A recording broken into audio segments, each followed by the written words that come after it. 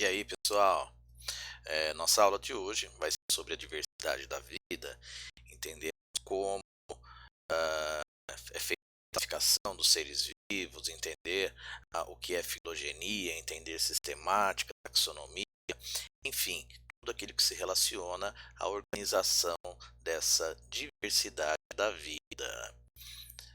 Então, para nós iniciarmos essa discussão, é importante que a gente tenha claro dois conceitos. O primeiro conceito utilizado na classificação biológica é a sistemática. A sistemática é uma ciência que se dedica a organizar, a descrever a biodiversidade, entendendo também quais são as relações filogenéticas entre os organismos. A sistemática inclui a taxonomia. Taxon são os grupos de organismos e nomia vem do grego, que significa organização, gerenciamento. Então a taxonomia é a ciência da descoberta, da descrição e classificação das espécies e dos grupos de espécies. Existem normas e princípios, e nós também vamos ter, junto com a taxonomia, o entendimento e o uso da filogenia, que são as relações evolutivas entre esses organismos que contemplam o estudo. Então, os sistematas, eles visam classificar as espécies em outros táxons, quando são espécies novas, ou mesmo que a partir do seu estudo eles observem que elas se relacionam evolutivamente com diferentes grupos. Então, as espécies elas vão ser organizadas taxonomicamente a partir das similaridades evolutivas que elas apresentam. A taxonomia ela objetiva a organizar os organismos conhecidos em categorias que elas possam ser referidas. Então existem aspectos e princípios que são utilizados para a organização desses organismos e ainda compreender as relações evolutivas entre eles, num processo de organização o mais natural possível, baseada nas suas características. Inicialmente foram observadas características externas, porém hoje são utilizadas como as características ecológicas, aspectos fisiológicos dos organismos e outros que possam estar disponíveis dentro daquele táxon que está sendo estudado. Porém, na modernidade, nos últimos tempos, nós observamos cada vez mais forte na área da sistemática e da taxonomia a presença de estudos genéticos. Os organismos estão sendo classificados baseados na sua semelhança de genomas, e isso traz um novo olhar para essa área extremamente importante. Mas também é interessante que a gente observe um histórico dessa grande área, desse campo.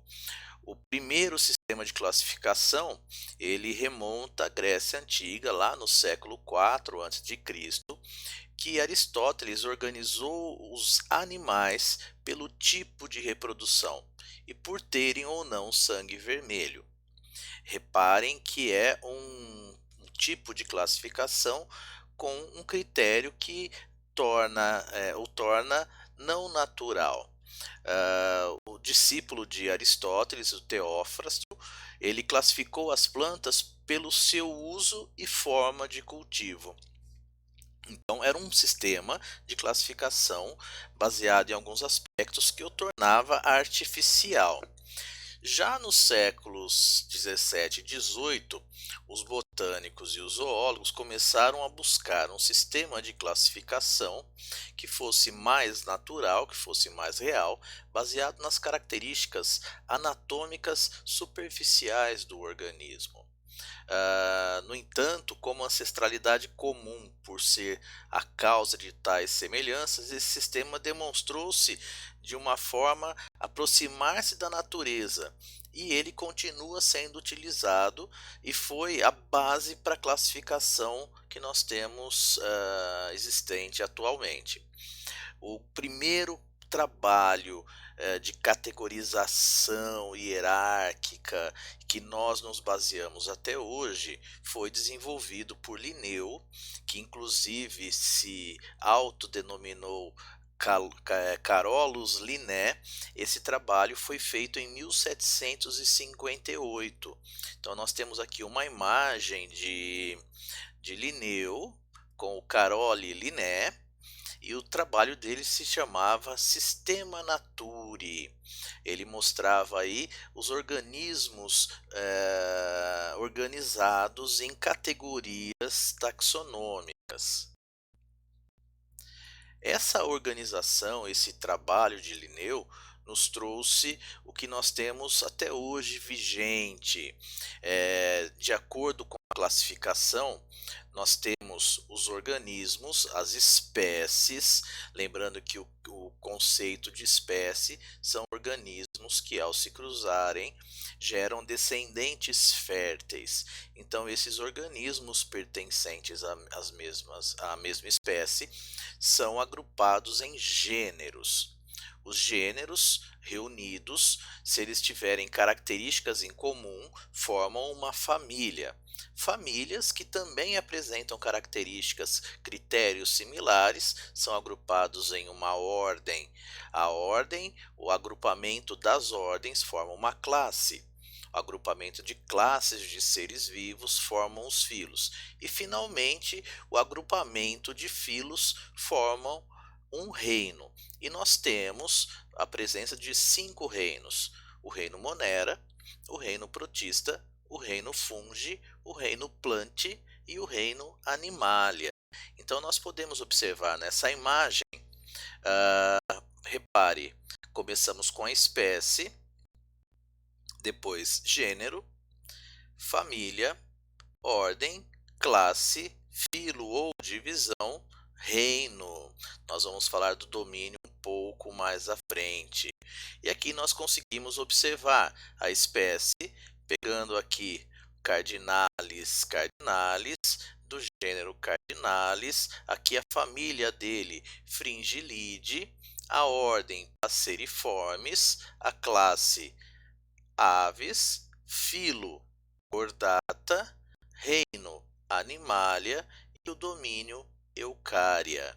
Então, nós temos aqui uma organização taxonômica. Podemos observar que a espécie, temos apenas um organismo, gênero, nós vamos ter diferentes espécies abarcadas no mesmo gênero, da mesma forma que na família nós temos um agrupamento de gêneros, na ordem um agrupamento de famílias, a classe agrupamento de ordem e assim subsequentemente.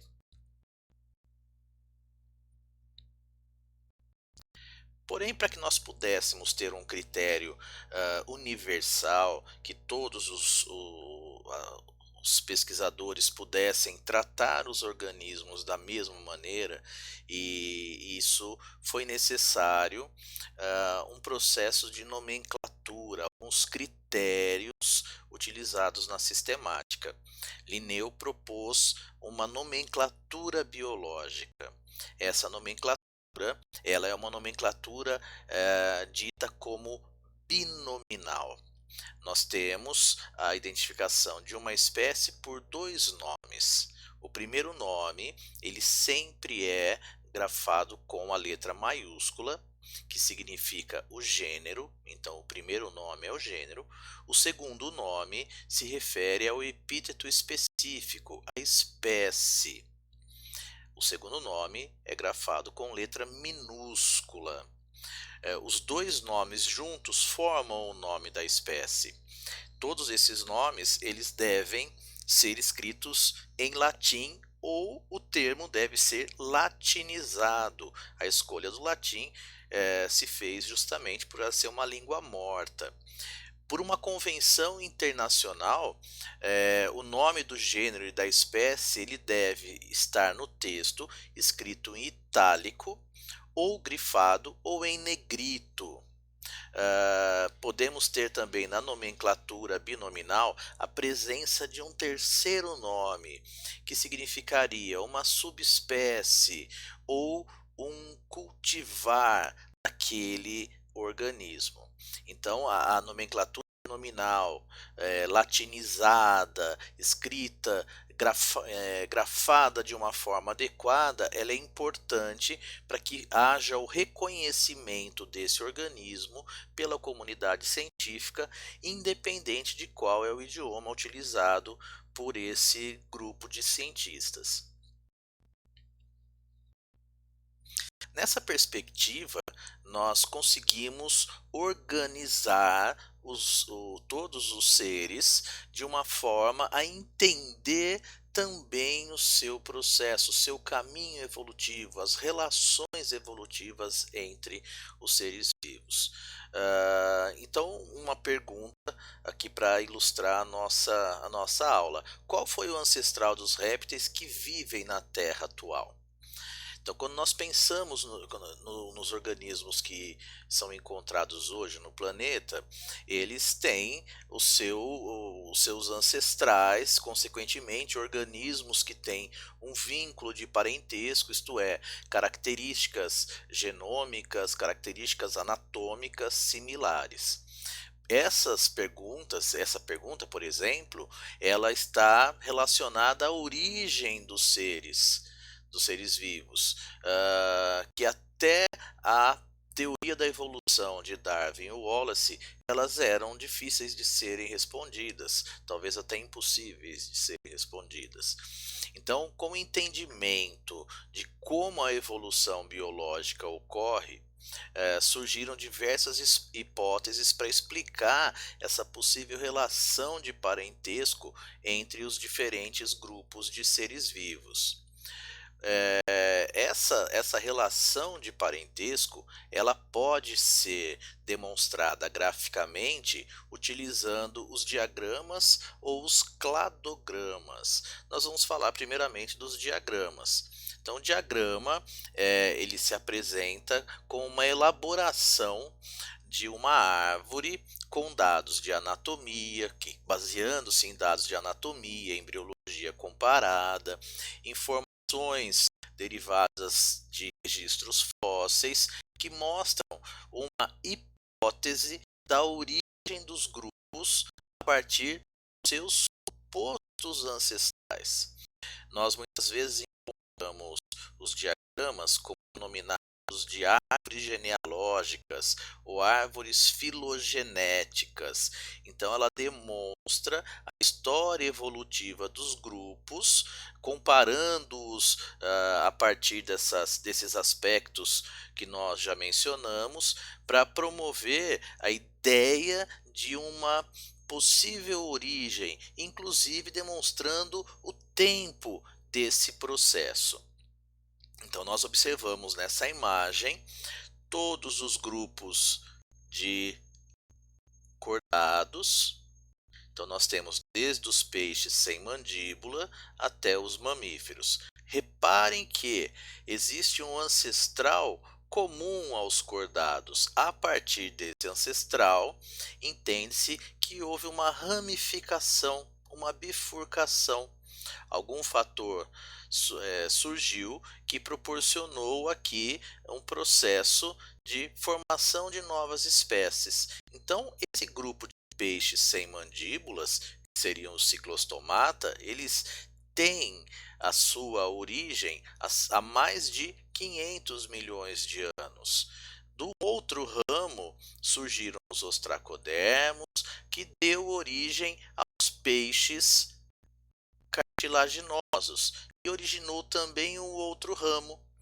Que esse novo ramo, só para que a gente possa ilustrar, foi o responsável pelo surgimento dos mamíferos. Nós teríamos o surgimento dos primeiros mamíferos há mais de 200 milhões de anos. Esses primeiros mamíferos teriam a origem a partir de répteis primitivos.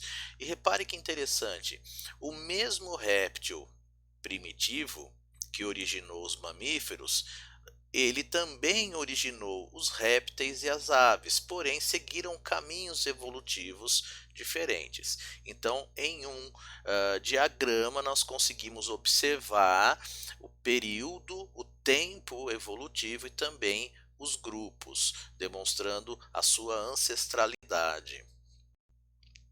Já os diagramas, eles buscam com características comparativas mais confiáveis, então anatômicas, embriológicas, funcionais, genéticas e até comportamentais, fomentar uma estrutura, elaborar hipóteses que possam ser mais consistentes, pensando no processo evolutivo dos grupos em questão. O diagrama ele foi influenciado pelo o trabalho de Willi Henning. Ele pensou que passou a apresentar as características não em diagramas, mas em cladogramas. Então, o cladograma ele se baseia na utilização de uma linha, tendo o ponto de origem que simboliza o possível grupo ou a possível espécie ancestral. De cada nó surge um ramo que conduz a um ou vários grupos terminais.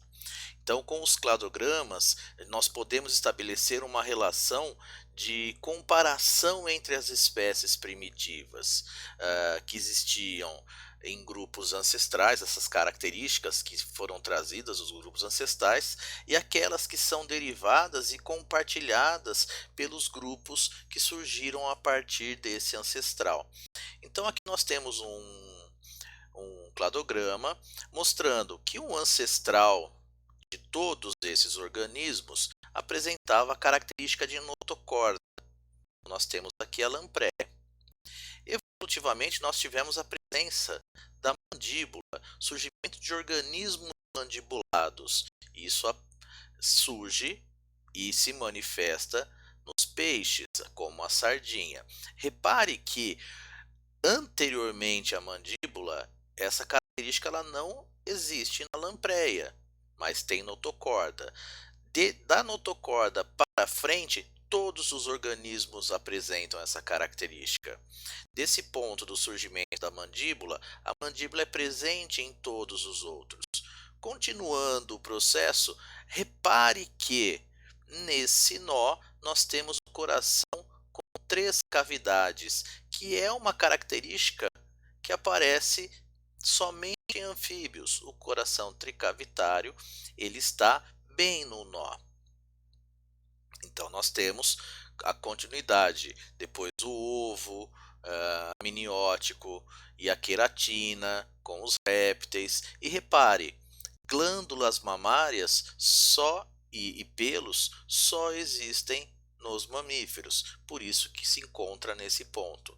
Então nós conseguimos observar através de um cladograma os nós e os ramos identificando os organismos e a partir de uma característica ou de um ancestral inicial, a formação de todos eles. Nessa outra imagem, nos traz um conceito que é muito importante quando se analisa um cladograma, que é o que seria um grupo monofilético, um grupo parafilético e um grupo polifilético. Quando nós temos um ancestral que origina diretamente 3 grupos diferentes, podemos dizer que esses 3 grupos diferentes, eles são monofiléticos, porque eles têm um ancestral comum. Quando nós observamos um ancestral que origina ramos, nesse caso 3 ramos, e esses ramos originam outros ramos, esses 3 organismos, eles têm um ancestral que é comum. Porém, esse ancestral comum, ele originou organismos que sofreram um novo processo de especiação. Então nós temos um grupo parafilético. E aqui nós observamos, e repare que todos aqui surgiram no mesmo período de tempo, surgiram no mesmo momento. Já o grupo polifilético, ele se parece com o grupo parafilético, porém o momento de surgimento desses organismos, dessas espécies, ele ocorre em períodos diferentes. Então nós temos aqui uma origem variada. Nós chamamos, nesse caso, esses três organismos, eles formam um grupo polifilético, porque eles surgiram em momentos diferentes e de origens diferentes. Aqui nós temos a mesma origem ao mesmo tempo. Aqui nós temos origens diferentes, mas ao mesmo tempo, parafilético. E aqui nós temos organismos com origens diferentes em momentos diferentes, grupo polifilético. Então, todo esse conhecimento, essa organização estrutural, de nomenclatura, dos grupos taxonômicos, nós observamos que existem os grandes grupos, e esses grandes grupos podem ser denominados de reinos. Quando nós pensamos historicamente no desenvolvimento desse conceito, desde a antiguidade já havia-se estratégias de se classificar os seres vivos. Então o homem ele sempre teve o hábito de colecionador, e esse processo de colecionar foram criados critérios. Então nós já tivemos critérios que foram formulados extremamente simples, como nós já falamos de Aristóteles, até mais complexos. O primeiro a propor a ideia de reino foi Linneu, que tinha essa ideia moderna, mais natural. Ele pensava em dois reinos, seria o reino animal e o reino vegetal. Com o advento da microscopia, em 1866, Haeckel propôs o surgimento de um novo reino. Esse novo reino foi denominado reino protista, que contemplava organismos eucariontes que eles não se enquadravam nem no reino animal e nem no reino vegetal. Copland, em 1938, sugeriu a criação de um quarto reino, que agrupava organismos que eram muito simples na natureza, com características muito peculiares, que apresentavam células procarióticas. Dessa maneira, foi criado o reino Monera. Então, até esse momento, até 1938, houve o surgimento do quarto reino. Quando nós avançamos no tempo, em 1969, o pesquisador Robert Whittaker, ele pensou em estruturas de características fisiológicas dos organismos. E ele entendeu que, dentre todas essas características fisiológicas, existiam organismos que tinham características particulares. Esses organismos estavam alocados dentro do reino plant, do reino vegetalia ou metáfita. Esses organismos, ele propôs a criação de um novo reino, que foi o reino fungi. Então, em 1969, foi formulado o que nós temos até hoje como os 5 reinos dos seres vivos: o reino Monera, o reino protista, o reino fungi, o reino plant, vegetalia ou metáfita, e o reino animalia, também chamado de metazoa. Então vamos passar pelos reinos. O reino Monera. O reino Monera ele compreende organismos com características unicelulares, procariotas, somente vistos ao microscópio, e Pensando na vertente de uma biologia evolutiva, seriam as primeiras formas de vida que nós tivemos no planeta. Então, dentro desse grupo, nós encontramos as bactérias, as cianobactérias e as árqueas, como nós podemos observar, respectivamente, nessa imagem de cima para baixo. Já o reino protista, ele contempla organismos que são eucariotas, apresentam células eucariotas, são organismos com características intermediárias. Alguns têm características de animais, como os protozoários, e outros têm características similares às plantas, no caso as algas. Então nós temos como representante nesse reino as amebas, os flagelados, os esporozoários e as algas. Então, nessa imagem, de cima para baixo, podemos observar uma ameba, a imagem central, um paramécium, que é um protozoário, e na última imagem, uma colônia de algas, no caso, o Volvox. Já os fungos, esses organismos têm como característica da grande maioria ser pluricelular ou multicelular.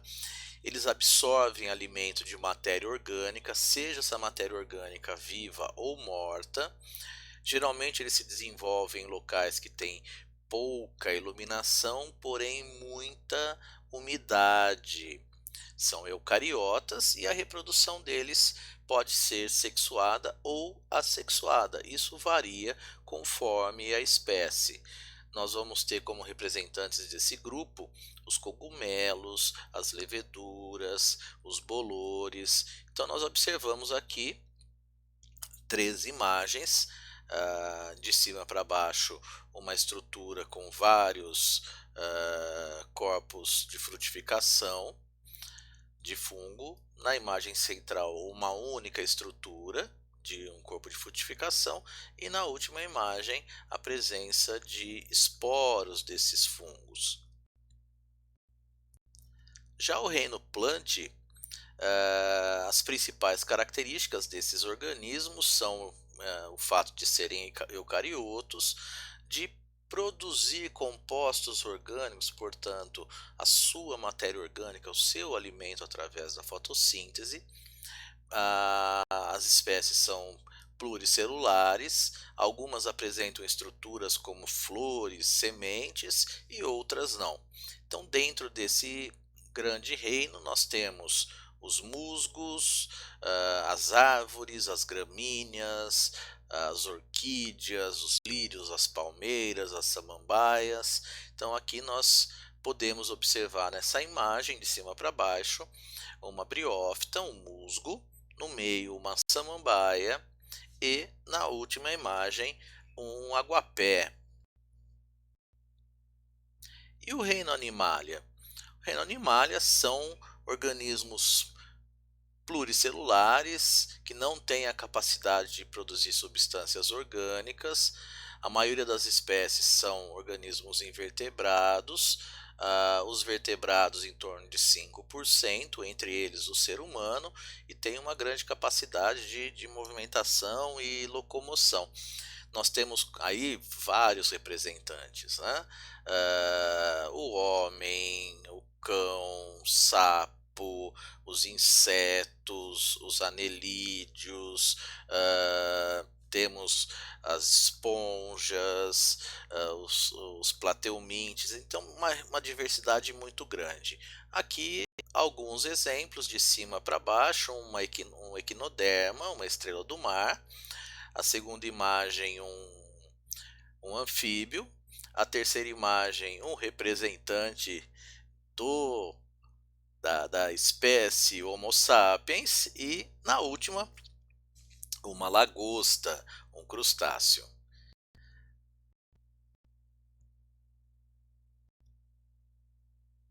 Esse processo de classificação, a identificação dos reinos, ela demonstra uma forma de organização. Em 1977, o pesquisador Carl Woese, ele propôs um modelo de organização dos organismos de uma forma a utilizar aspectos evolutivos. Ele comparou o RNA ribossômico, sequências de RNA ribossômico de organismos. Então, a partir desses estudos, ele propôs uma nova organização. Ele observou que os seres vivos passariam a ser classificados em três subdivisões que ele chamou de domínio. Esse, essa, cara- esse, essa classe, essa organização, essa nova categoria taxonômica, ela seria uma categoria supra-reino, acima de reino. Então nós teríamos três domínios. Os domínios seriam Arquea, bactéria e eucária.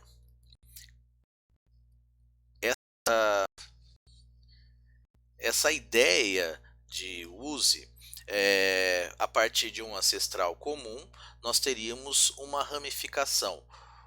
De uma ramificação, que seriam os organismos com as características mais primitivas, nós teríamos o grupo bactéria. A partir do outro ramo, originaria arque e eucária. Então, demonstrando dessa forma, nós conseguimos observar um laço de parentesco maior entre arque e eucária e um distanciamento do grupo do domínio bactéria. Então, quem seria a arque?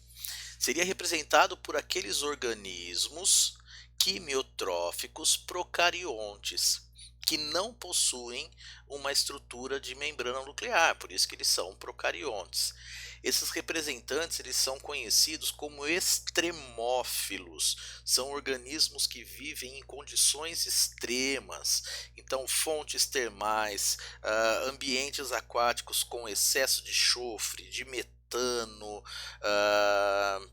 ambientes extremamente salinos, esses organismos vivem nesses locais.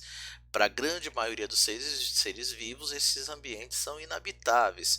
Porém, para esses organismos, é o local mais adequado para o seu desenvolvimento. Esses organismos, eles propiciam para os pesquisadores um conhecimento, fonte de informação a respeito de como seria a origem da vida, como teria sido a origem da vida no planeta.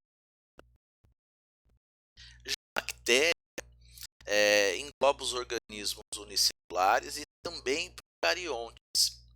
Esse domínio ele traz aqueles organismos que muitas vezes causam doenças aos homens e são encontradas em praticamente todos os ambientes no planeta, inclusive no interior de outros seres vivos.